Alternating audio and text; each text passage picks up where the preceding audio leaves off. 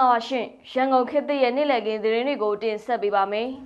။မြန်မာနိုင်ငံရဲ့စီးပွားရေးမှာအရေးယူတန်းခတ်ပိတ်ဆို့မှုတွေရှိနေပြီးပြည်ပချီးငွေတွေဆက်နေရတဲ့အပြင်နိုင်ငံရဲ့ GDP မှာလည်းလျော့နည်းနေတယ်လို့မင်းအောင်လှိုင်ကပြောပြန်ပါတယ်။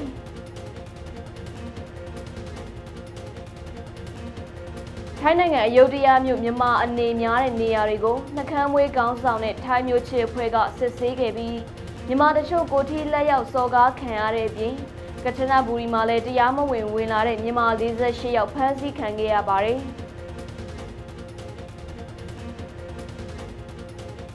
ယီမင်နိုင်ငံမှာဆိုးရွားဆုံးစားနပ်ရိက္ခာပြတ်လတ်မှုနဲ့ရင်ဆိုင်နေရပြီးလူပေါင်း18တန်းကျော်ငတ်မွတ်ခေါင်းပါမှုတန်းခံစားရမယ်လို့ IRC ကသတိပေးလိုက်တဲ့သတင်းပါဝင်ရန်ကုန်ခေတ်သစ်ရဲ့ဒီနေ့နေ့လည်ခင်းရရှိထားတဲ့ပြည်တွင်းသတင်းတွေနဲ့နိုင်ငံတကာသတင်းတွေကိုတင်ဆက်ပေးပါမယ်ရှင်။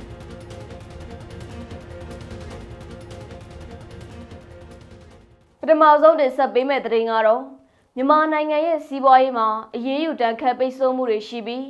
းပြည်ပချီးငွေတွေဆက်နေရတဲ့ပြင် GDP မှာလည်းလျော့နည်းနေတယ်လို့အကြမ်းဖက်စစ်ကောင်းဆောင်မင်းအောင်လှိုင်ကပြောပါတယ်။မနေ့ကကျိုင်းတုံမှာဌာနဆိုင်ရာတွေမြို့မိမြို့ဖတွေစီးပွားရေးသမားတွေနဲ့တွေ့ဆုံချိန်အကြမ်းဖက်မင်းအောင်လှိုင်ကအဲ့လိုပြောဆိုခဲ့တာပါ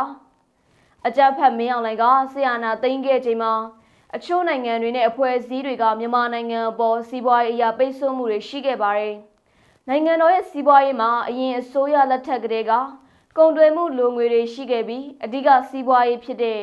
ပြည်တွင်းစိုက်ပျိုးမွေးမြူရေးလုပ်ငန်းတွေကိုအားပေးဆောင်ရွက်ပြီးကုန်ထုတ်လုပ်ငန်းတွေတိုးတက်အောင်ဆောင်ရွက်ခဲ့ရာပိတ်ဆို့မှုတွေကြားကနေထိုက်တဲ့လောက်တိုးတက်မှုရှိလာခဲ့တယ်လို့အကြမ်းဖက်မင်းအောင်လှိုင်ကပြောပါတယ်။ဒါအပြင်ကုန်သွယ်မှုလိုငွေမှာအရင်ကအနှုတ်လက္ခဏာပြနေရကနေအပေါင်းလက္ခဏာကိုပြန်လည်ရောက်ရှိခဲ့တယ်လို့အကြမ်းဖက်မင်းအောင်လှိုင်ကဆိုပါတယ်။လက်တွေ့မှာနိုင်ငံမှာကုန်သွယ်ရေးလိုငွေမရှိဖို့နဲ့ဒေါ်လာလိုအပ်ချက်မရှိဖို့စစ်ကောင်စီကအာဏာသိမ်းချိန်ကနေစတင်ပြီးပြည်တွင်းကို73စီစောင်းစီနဲ့လက်နက်ခဲယမ်းတွေကလွဲပြီးလူသုံးကုန်စေဝါနဲ့အခြားပြည်ပသွင်းကုန်တွေအားလုံးကိုလုံးဝတင်သွင်းခွင့်ပိတ်ပင်ခဲ့တယ်လို့ဆက်လက်ပြောပါတယ်။အဲ့ဒီအပြင်မင်းအောင်လှိုင်ကမြန်မာနိုင်ငံရဲ့ GDP မှာဒေသတွင်းနိုင်ငံတွေထက်လျော့နည်းနေပြီးလက်ရှိချိန်ပြည်ပချင်းငွေတွေကိုလည်းပြန်လည်ပေးဆက်နေရတယ်လို့ဆက်လက်ပြောဆိုပါတယ်။အဲဒါကြောင့်ပြည်တွင်းမှာစားကုန်တောက်ကုန်သုံးကုန်တွေကိုပြည်တွင်းလိုအပ်ချက်ပြည့်မီအောင်ဆောင်ရွက်နိုင်မယ်ဆိုရင်နိုင်ငံခြားငွေသုံးစွဲမှုတွေများစွာရောကျလာပြီးပြည်တွင်းစားသုံးစီလိုအပ်ချက်အတွက်နှစ်စဉ်ပြည်ပကနေဝယ်ယူတင်သွင်းနေရတာကလည်းတိုင်းပြည်အတွက်နစ်နာမှုဖြစ်တယ်လို့အကြမ်းဖက်မင်းအောင်လှိုင်ကဆိုပါတယ်။စစ်တပ်ကဒေါ်လာသုံးစွဲမှုကိုထိန်းချုပ်ပြီးဒေါ်လာတန်ဖိုးမတက်အောင်နိုင်ငံခြားငွေသုံးစွဲမှုကော်မတီကိုဖွဲ့စည်းကတိုင်းပြည်ရဲ့ဒေါ်လာသုံးစွဲမှုတွေကိုချုပ်ကိုင်ထားပြီးသွင်းကုန်လိုင်စင်တွေကိုထိန်းချုပ်ထားတာနဲ့စစ်တပ်ရဲ့ခွင့်ပြုချက်မရဘဲပြည်တွင်းကိုနေဆက်ကုန်သွယ်ရေးကဖြစ်ဖြစ်ပုံမဲ့ကုန်သွယ်ရေးကဖြစ်ဖြစ်ဘလို့သွင်းကုန်ကိုမှတင်သွင်းခွင့်မပြုတဲ့စနစ်ကိုကျင့်သုံးနေရပါရှင်။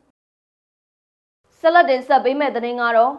့ထိုင်းနိုင်ငံအယုဒ္ဓယမြို့ကမြန်မာတွေအနေများတဲ့နေရာကိုနှကမ်းမွေးကောင်းဆောင်တဲ့ထိုင်းမျိုးချစ်အဖွဲ့ကဝင်ရောက်စစ်ဆေးခဲ့ပြီးမြန်မာတချို့ကိုထီလက်ရောက်စော်ကားခံခဲ့ရတယ်လို့ထိုင်းရောက်မြန်မာတချို့ကရန်ကုန်ခေတ်သစ်ကိုပြောပါတယ်။မနေ့ကဇန်နဝါရီလ19ရက်နေ့ညပိုင်းထိုင်းနိုင်ငံယုဒ္ဓယမြို့ကမြန်မာတွေအနေများတဲ့စင်တီဝါရက်ကွက်သေးကိုနှကမ်းမွေးကောင်းဆောင်တဲ့ထိုင်းမျိုးချစ်အဖွဲ့တွေကရောက်ရှိလာပြီးတဲ့နောက်မြန်မာတချို့လည်းကိုထီလက်ရောက်စော်ကားရိုက်နှက်ခံရတယ်လို့အယုဒ္ဓယမြို့မှာရောက်ရှိနေတဲ့မြန်မာတအူးကရှင်းပြပါတယ်။ထိုင်းနိုင်ငံမှာမြန်မာနိုင်ငံသားတချို့နဲ့ထိုင်းတချို့ကြားခိုက်ရန်ဖြစ်ပွားမှုတွေရှိလာပြီးတဲ့နောက်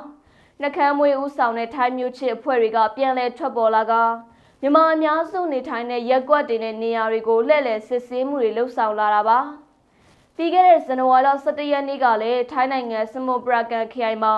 မြန်မာအလုပ်သမားတွေကထိုင်းနိုင်ငံသားပါဆယ်ပို့သမားကိုဝိုင်းဝန်းရိုက်နှက်မှုဖြစ်ပွားခဲ့ပြီးမြန်မာအလုပ်သမားတွေကဝင်ချတောင်းပန်ခဲ့တာကြောင့်ပြဿနာပြေလည်ခဲ့ပေမဲ့လည်းထိုင်းမျိုးချစ်အဖွဲ့တွေကမြန်မာတွေကိုပြစ်မှတ်ထားစစ်ဆေးမှုတွေလုပ်လာပါတယ်။အဲ့ဒီအပြင်ဇန်နဝါရီလ18ရက်နေ့ကထိုင်းမြန်မာနယ်စပ်ကချနဘူရီခရိုင်မှာကားရစီကိုကချနဘူရီရဲတပ်ဖွဲ့ကတားဆီးစစ်ဆေးရာကနေမြန်မာနိုင်ငံသားအမျိုးသား26ယောက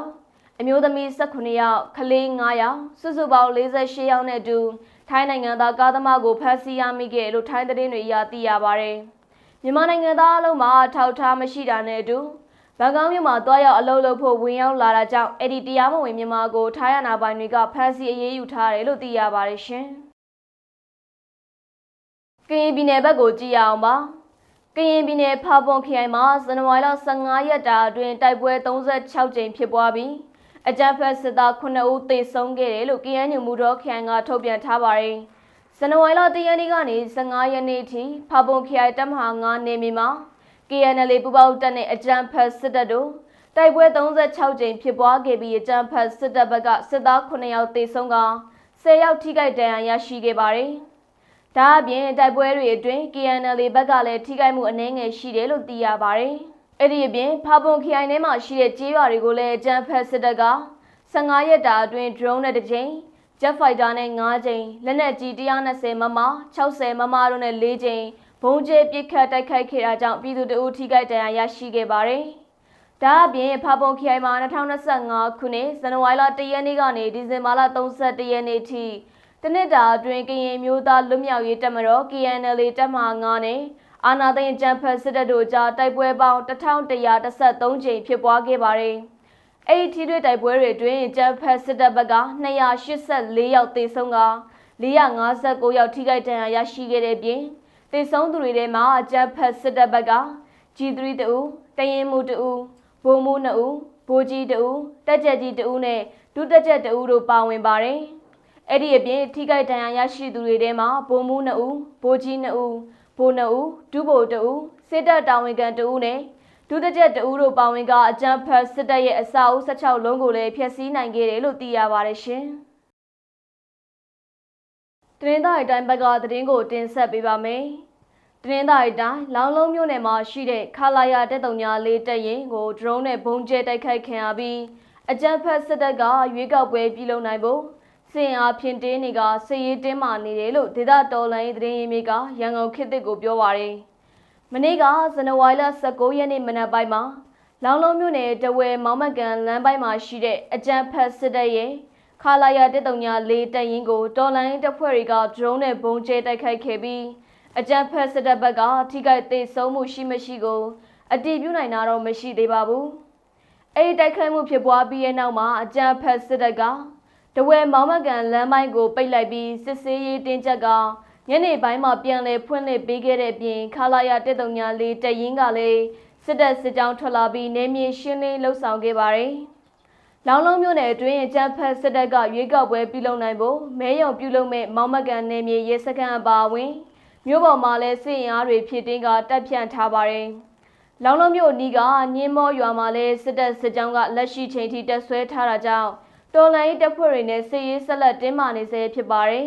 ။အကြမ်းဖက်စစ်တပ်ဟာလက်ရှိချိန်မှာလောင်းလုံးမြို့ပေါ်ရက်ကွက်နဲ့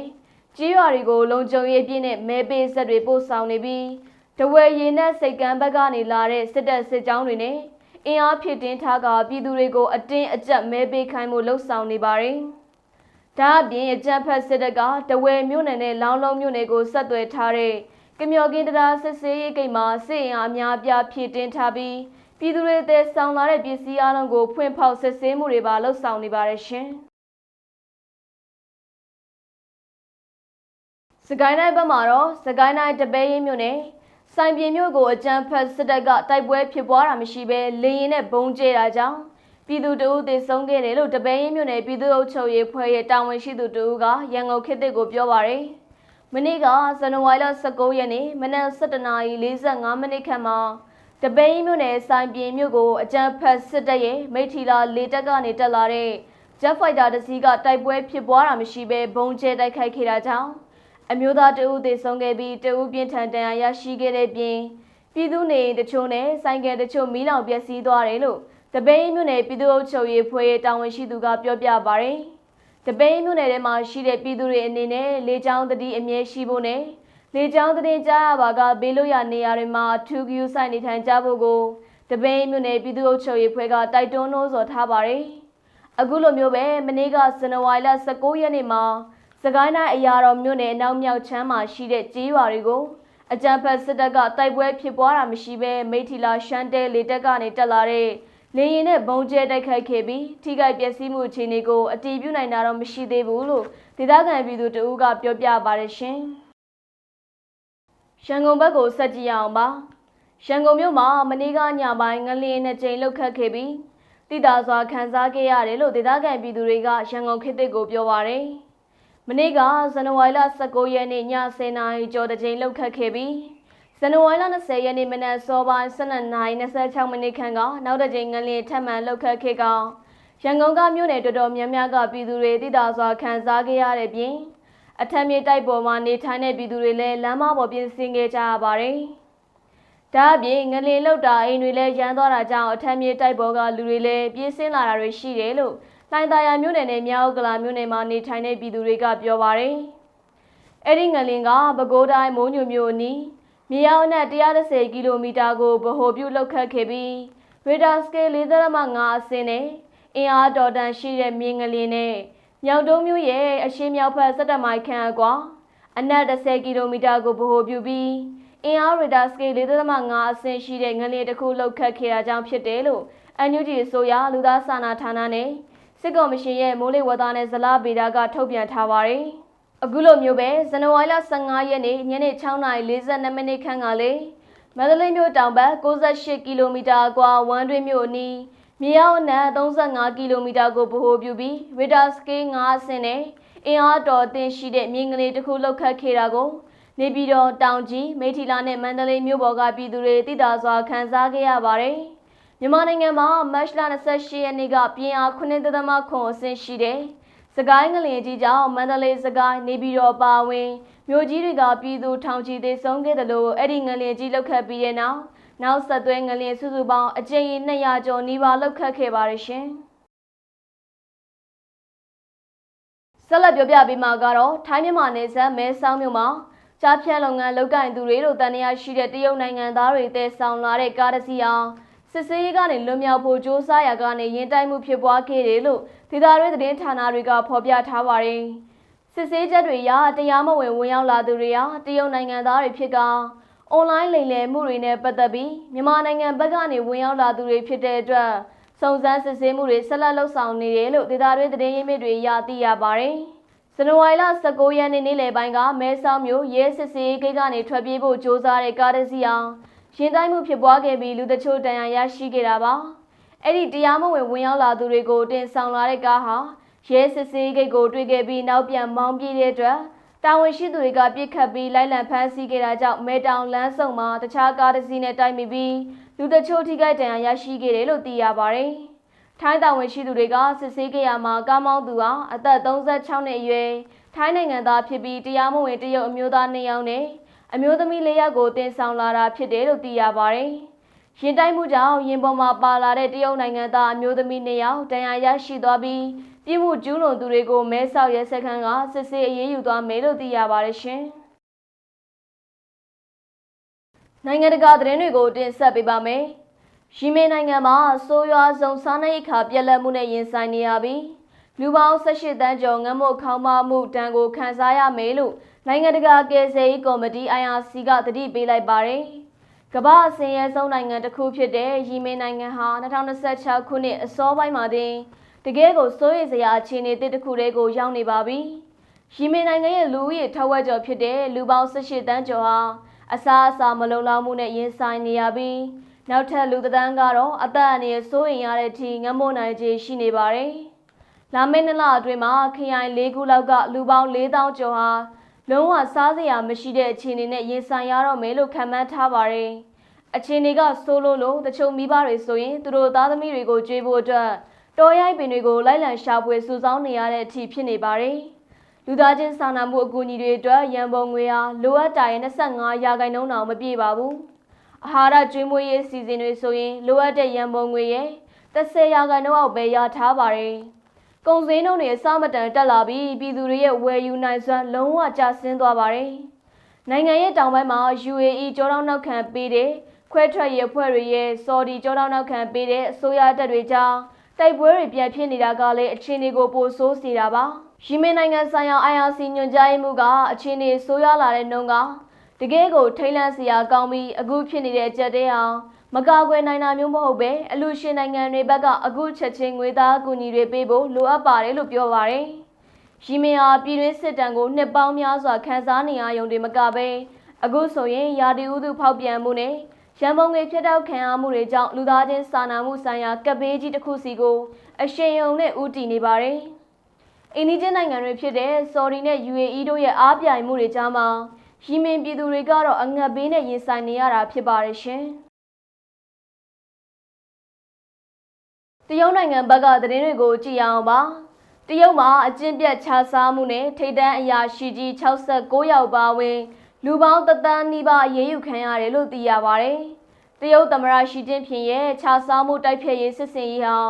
အခုဆိုရင်အရင်ကထပ်ပိုပြီးပြင်းထန်လာပါတယ်2025ခုနှစ်အတွင်းမှာအရေးယူခံရသူဦးရေဟာအရင်နှစ်ကထက်10%ကျော်တိုးလာတာကိုတွေ့ရပါတယ်အကျင့်ပြတ်ခြစားမှုနဲ့စုစုပေါင်းအရေးယူခံရသူတွေဟာစုစုပေါင်း9,830,000 1,000,000 နီးပါးအရေးယူခံခဲ့ရပါတယ်ပြည်내အဆင့်နဲ့ဝင်ကြီးအဆင့်ရှိတဲ့အရာရှိကြီး115ယောက်ကိုစစ်ဆေးခဲ့ပြီးအဲ့ဒီတွေက69ယောက်ကိုပြည်ထံတွေချမှတ်ခဲ့ပါတယ်လက်ပေးခဲ့သူပေါင်း33,000ကိုလည်းစုံစမ်းစစ်ဆေးခဲ့ပြီး4,000ကျော်ကိုတရားစွဲဆိုဖို့ပို့ဆောင်ခဲ့ပါတယ်ဒီတစ်ခါရေးယူမှုတွေမှာအရင်ကထက်နေပယ်ပိုကျလာပါတယ်ထိပ်သီးအရာရှိကြီးတွေတင်မကပဲအောက်ခြေအဆင့်ကအရာရှိငယ်တွေကိုပါမကြံအရေးယူနေတာပါအစိုးရအရာရှိတွေပြင်တက္ကသိုလ်အကြီးအကဲဟောင်းတွေနိုင်ငံပိုင်လုပ်ငန်းခေါင်းဆောင်တွေနဲ့ပြည်ပကိုထွက်ပြေးတင်းရှောင်နေသူတွေကိုပါပြစ်မှတ်ထားလာတာပါပြီးခဲ့တဲ့အောက်တိုဘာလကလည်းစစ်ပတ်ထိပ်သီးခေါင်းဆောင်2ဦးကိုခြားစားမှုနဲ့ပါတီကနေထုတ်ပယ်ခဲ့ပါသေးတယ်ဇန်နဝါရီလ12ရက်နေ့မှာပြောခဲ့တဲ့ရှီကျင်းဖျင်ရဲ့မိန့်ခွန်းကတော်တော်လေးကိုပြတ်သားပါတယ်အဲ့ဒါကတော့အကျင့်ပြတ်ခြားစားမှုဟာပါတီနဲ့နိုင်ငံတော်တိုးတက်ရေးအတွက်လမ်းပိတ်ဆို့နေတဲ့ကြောက်တုံးကြီးဖြစ်တာကြောင့်ဒီတိုက်ပွဲကရှုံးလို့မဖြစ်တဲ့မရှုံးရမယ့်တိုက်ပွဲကြီးပဲလို့တရုတ်သမ္မတကပြောကြားခဲ့တာပါတရုတ်နိုင်ငံမှာအကျင့်ပြတ်ခြားစားမှုတိုက်ဖျက်ရေးဟာတာမန်တန့်စင်မှုမျိုးမဟုတ်တော့ဘဲရှီကျင်းဖျင်ရဲ့အာဏာကိုပိုပြီးခိုင်မာအောင်လှုပ်ဆောင်တဲ့နီလန်တစ်ခုဖြစ်နေတယ်လို့လည်းလေးလာသူတချို့ကယူဆကြပါတယ်2026ခုနှစ်အတွင်းမှာလည်းဒီရရှိန်ကလျော့သွားမဲ့ပုံမပေါ်ပဲအစိုးရရန်တရားတစ်ခုလုံးကိုပိုပြီးတင်းကျပ်စွာစောင့်ကြည့်သွားမယ့်အနေအထားမှာရှိနေပါတယ်ရှင်ဆက်လက်တင်ဆက်ပေးမယ့်သတင်းကတော့တရုတ်နိုင်ငံရဲ့2025ခုနှစ်စီးပွားရေးတိုးတက်မှုနှုန်း GDP ဟာ 9.3% ရှိခဲ့ပြီးအစိုးရကသတ်မှတ်ထားတဲ့နှစ်စဉ်ရည်မှန်းချက်ကိုပြည့်မီသွားပြီလို့ဇန်နဝါရီလ19ရက်နေ့မှာထုတ်ပြန်တဲ့တရားဝင်အချက်အလက်တွေအရသိရပါတယ်။အိမ်ချမ်းမြေလုပ်ငန်းတွေကြက်တဲဖြစ်နေတဲ့ကြားကတရုတ်အစိုးရရဲ့စားသုံးသူတွေကိုငွေသုံးလာအောင်လှုံ့ဆော်တဲ့မူဝါဒတွေကြောင့်2025ခုနှစ်အတွက်စီးပွားရေးတိုးတက်မှုဟာမျှော်မှန်းထားသလို9%ရောက်ရှိလာတာပါ။တရုတ်ရဲ့ GDP တိုးတက်မှုဟာ2025တစ်နှစ်လုံးမှာ9%တိုးတက်ခဲ့ပါတယ်။ပြည်တွင်းသုံးစွဲမှုအနေနဲ့ကတော့အိမ်သုံးလျှက်စစ်ပစ္စည်းကားနဲ့စမတ်ဖုန်းတွေကိုအဟောင်းပေးအသစ်ယူ trading စနစ်တွေနဲ့အစိုးရကမြင့်တင်ပေးခဲ့တာကြောင့်လက်လီရောင်းအား3.9% တက်လာပါတယ်။ကမ္ဘာစက်ရုံလို့တင်စားရတဲ့တရုတ်ရဲ့စက်မှုကဏ္ဍဟာ9.9% အထိအားကောင်းကောင်းနဲ့တိုးတက်ခဲ့ပါတယ်။အမေရိကန်နဲ့ကုန်သွယ်ရေးစစ်ပွဲဖြစ်တဲ့ကြားကနေတရုတ်စီးပွားရေးတိုးတက်ခဲ့တာဖြစ်ပြီးအမေရိကန်သမ္မတဒေါ်နယ်ထရန့်အိမ်ဖြူတော်ကိုပြန်ရောက်လာပြီးတဲ့နောက်မှာတရုတ်အမေရိကန်ကုန်သွယ်ရေးတင်းမာမှုတွေပိုဆိုးလာခဲ့ပါတယ်။အမေရိကန်စီကိုတရုတ်ပို့ကုန်တွေတင်ပို့မှုတွေတိတိတသာလျော့ကျသွားပေမဲ့တရုတ်ဟာအာရှနဲ့အာဖရိကနိုင်ငံတွေကိုဈေးကွက်ချဲ့ထွင်ပြီးအစားထိုးနိုင်ခဲ့ပါတယ်။တရုတ်ရဲ့ကုန်သွယ်ရေးပုံငွေဟာသမိုင်းတစ်လျှောက်ပထမဆုံးအကြိမ်ဖြစ်ဒေါ်လာ1 ထရီလီယံကျော်သွားပြီလို့သိရပါတယ်။စီးပွားရေးကရည်မှန်းချက်ပြည့်မီတဲ့ဆိုပေမဲ့ပြဿနာဟောင်းတွေကတော့ရှိနေတော့မှာပဲ။တရုတ်အိမ်ချမ်းမြေကဏ္ဍမှာယင်းနှိမ့်မြုပ်နှံမှုဟာ19.2% အထိဆက်လက်ကျဆင်းနေပါတယ်။ထုတ်လုပ်မှုကအားကောင်းပေမဲ့ပြည်တွင်းမှာပြန်ဝယ်မဲ့သူနည်းနေတဲ့ပြဿနာကအဓိကစိန်ခေါ်မှုဖြစ်နေပါတယ်။တရုတ်အစိုးရကတော့2025ခုနှစ်မှာဖိအားမျိုးစုံကြားက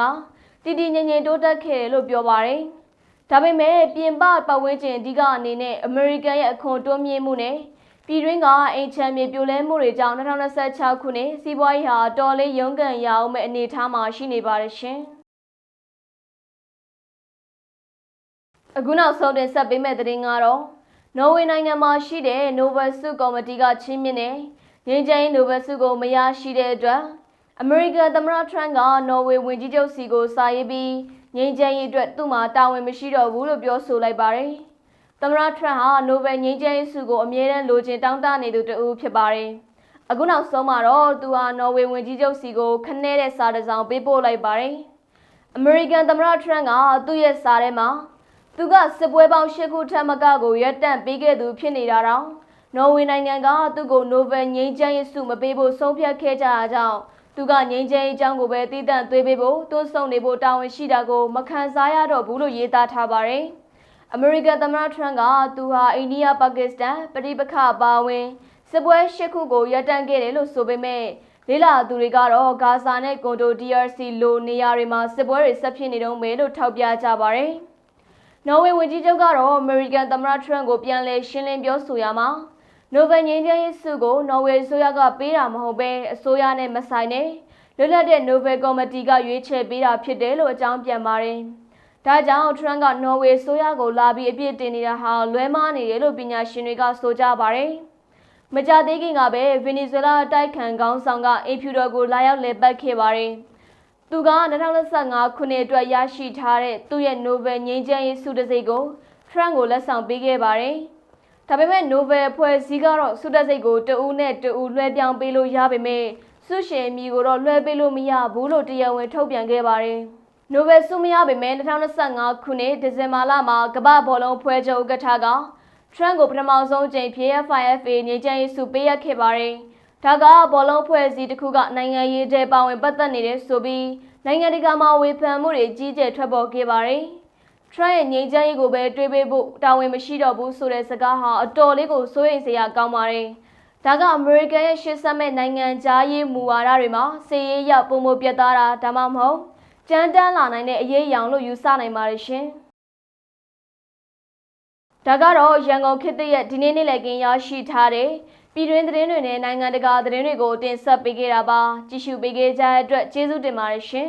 ကျွန်မကတော့ရှားပါ